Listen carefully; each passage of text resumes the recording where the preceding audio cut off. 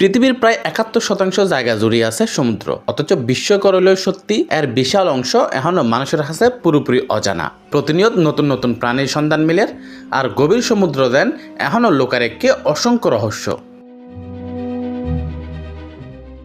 বিজ্ঞানীসকলের মতে গভীর সমুদ্রের বড় অংশ এখনও বিস্তারিতভাবে অনুসন্ধান করা সম্ভব নয়। এর কারণ কয়েক হাজার মিটার নিচত সূর্যের আলো স্বাভাবিকভাবে ন পৌঁছায়। এর আছে প্রচণ্ড চাপ, অন্ধকার আর প্রতিকূল পরিবেশ।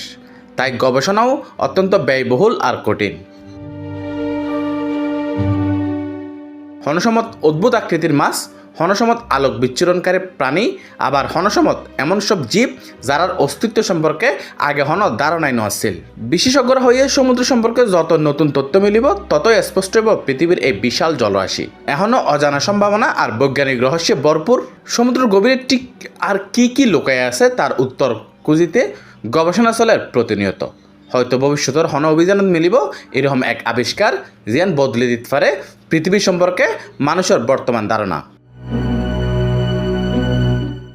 Desk report, C+ TV, Chittagong.